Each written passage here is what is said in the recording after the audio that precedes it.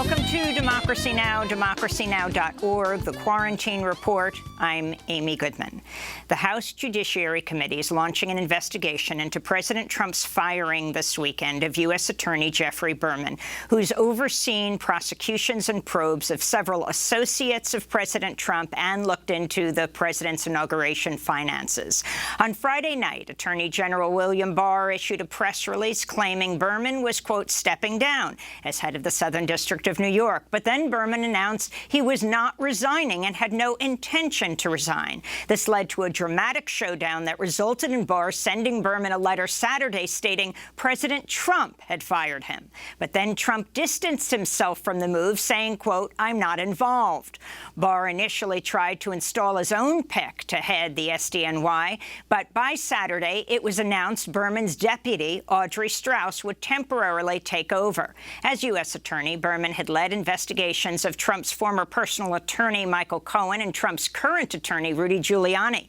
Berman also led the prosecution of the Turkish bank, which had ties to Turkish President Recep Tayyip Erdogan. We'll have more on the story after headlines. The World Health Organization warned the world is a new and dangerous phase of the coronavirus pandemic. Over 183,000 new cases were reported around the world Sunday, and the biggest single-day increase to date. Brazil, which recently surged past 1 million coronavirus cases, had the highest daily total, followed by the United States, then India. Here in the U.S., confirmed coronavirus cases have topped 2.25 million, with 120,000 reported deaths. Cases are surging in at least 18 states, with young people now seen as driving recent spikes. California reported over 4,500 new cases on Sunday, the highest one-day increase since the pandemic started. 11 other states also recently reported records in new daily cases. The White House said Sunday it's preparing for a possible new wave in the fall. Echoing the Trump administration's messaging, the Republican governors of Florida and Texas are blaming spikes in COVID-19 cases on increased testing. But Florida Governor Ron DeSantis admits there's a surge among young people under 37 and that the age is going down, and also blamed migrant worker communities. In Northern California, rights groups and the families of prisoners at San Quentin State Prison are sounding the alarm after cases there tripled since the start of the month. Activists who are organizing under the hashtag Stop San Quentin Outbreak say a May 30th transfer of prisoners from a facility in Chino is likely the reason for the outbreak, and that prison staff did not isolate themselves even though prisoners are being quarantined. In other coronavirus news, China's suspended Tyson chicken imports from the United States due to COVID-19 infections among Tyson workers. Protests against racism and police brutality continue in cities and towns across the United States and around the world. In New York City, an estimated 10,000 cyclists rode in a 20-mile procession through Manhattan Saturday, demanding justice for victims of police violence. The protest came a day after throngs filled the Brooklyn Bridge on a march marking Juneteenth, the day celebrating African Americans' liberation from slavery. In San Francisco, protesters painted "Defund the Police" in giant yellow letters outside City Hall, demanding Mayor London Breed divert police funding to community programs. The International Longshore and Warehouse Union brought shipping traffic to a halt at 29 ports along the West Coast Friday as dock workers marked Juneteenth with a one-day strike. In Washington, D.C., thousands marked Juneteenth with rallies, marches, and a protest on the steps of the Lincoln Memorial. Black people do not have freedom, justice, or equality. You heard them? We are slaves to the system. The system is found by the U.S. government. I, as a black man, and all black people, we have options based off obedience. Meanwhile, in Geneva, Switzerland, the UN Human Rights Council agreed to commission a report on systemic racism and discrimination against black people, though it stopped short of singling out the United States. The New York Times reports the Department of Homeland Security deployed helicopters, airplanes, and drones over 15 U.S. cities to spy on protests after the police killing of George Floyd in Minneapolis. Data from U.S. Customs and Border Protection show federal agents recorded at least 270 hours of aerial surveillance footage. Meanwhile, statues to Confederates, colonizers, and other racist historical figures continue to fall. In Raleigh, North Carolina, protesters used ropes to pull two statues from a monument to Confederate soldiers outside the state capitol building Friday.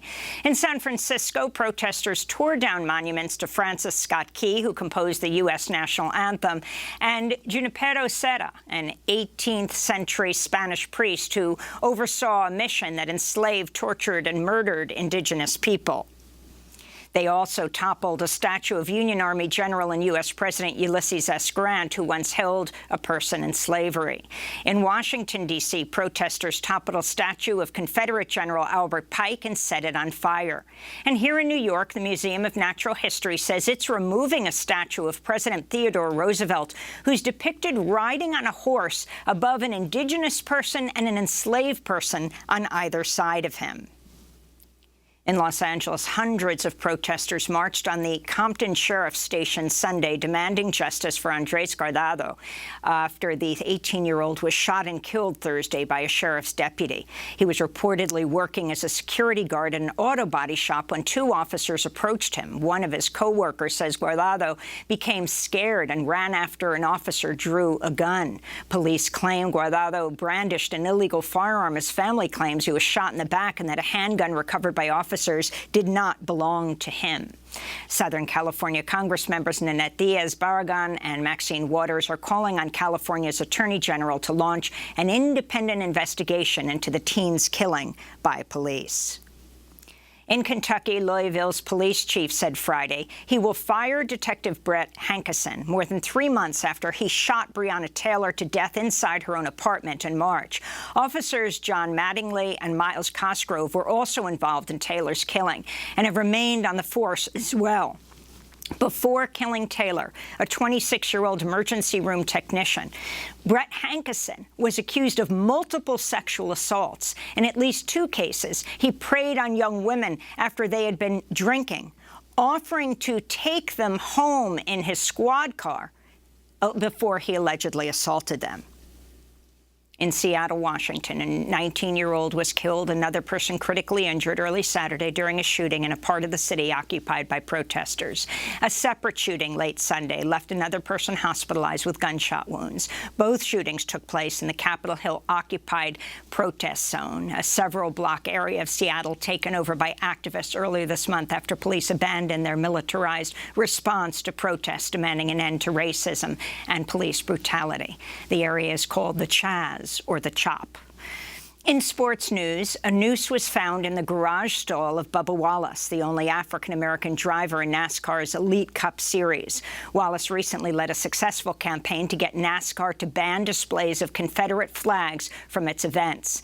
Bubba Wallace's car is black with the words "Black Lives Matter." He wears a T-shirt that says, "I can't breathe." President Trump held his first campaign rally since the start of the pandemic Saturday in Tulsa, Oklahoma, despite predicting a turnout of perhaps 1 million people.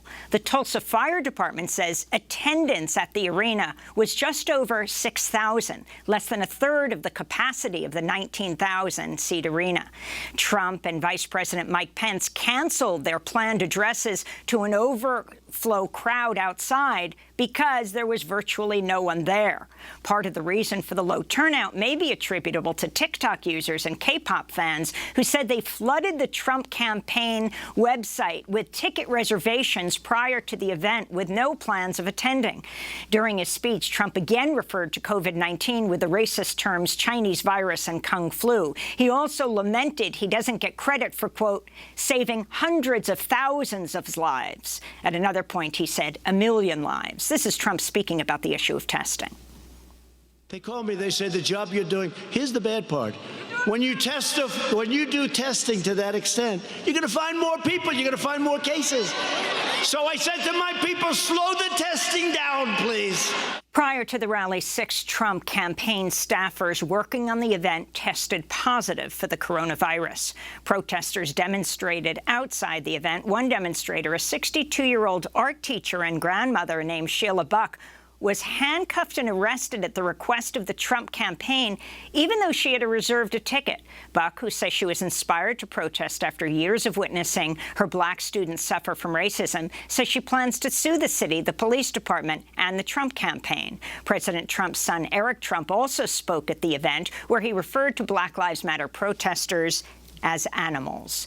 The family of late singer Tom Petty issued a cease and desist letter after his hit song, I Won't Back Down, played at the Tulsa rally. Tom Petty would never want a song of his used for a campaign of hate. He liked to bring people together, the family said in a statement. Trump is planning to go ahead with a rally Tuesday at a megachurch in Phoenix, Arizona, despite a request from the city's mayor to reconsider due to Arizona's surge in coronavirus cases. Phoenix has just begun requiring residents to wear face masks in public spaces, but the city's mayor says the policy will not be enforced at Trump's indoor rally. In other news from Tulsa, a white security guard faces charges of manslaughter for the fatal shooting of a black man, Carlos Carson, in a motel parking lot earlier this month. New video emerged Friday showing Christopher Strait, a former sheriff's sergeant, pepper spraying, then shooting 36-year-old Carson in the head. Carlos Carson was a father of 3. The killing has put the private security industry in the spotlight amidst nationwide calls to defund and hold the police accountable for killing black people. Warning, this headline contains graphic footage of police violence. The New York City Police Department has suspended an officer who was filmed on Sunday using a banned chokehold on an African-American man named Ricky Bellevue. Video has gone viral showing 4 officers on top of the man as bystanders scream, quote, "Quit choking him." Bellevue, who has a history of mental illness, lost consciousness during the arrest. Mayor Bill de Blasio praised the suspension of the officer, saying this was, quote, "the fastest I have ever seen the NYPD act to discipline an officer," he said. In Kentucky, voting rights advocates are sounding the alarm ahead of Tuesday's primary after the state reduced the number of polling stations from 3,700 to fewer than 200. A 95% reduction. The most closely watched race is the Democratic primary to pick a candidate to challenge Senate Majority Leader Mitch McConnell in November. Progressive candidate, Kentucky State Representative Charles Booker, has recently seen a major boost in polling and received high-profile endorsements from Senators Elizabeth Warren, Bernie Sanders, Congressmember Alexandria Ocasio-Cortez. Booker, who is African-American, has been attending Black Lives Matter protests and was tear-gassed by police at a recent event. He's running against former Marine fighter pilot Amy McGrath. In Baton Rouge, Louisiana, a video of a community activist calling out members of the school board for their racism has gone viral. The board was meeting to discuss a resolution to change the name of Lee High School, named after Confederate General Robert E. Lee. This is Gary Chambers, Jr., addressing board member Connie Bernard after he noticed she was online shopping during the meeting. Robert E. Lee was a brutal slave master. Not only did when he whooped the slaves, he said, lay it on them hard. After he said, lay it on them hard, he said, put brine on them so it'll burn them.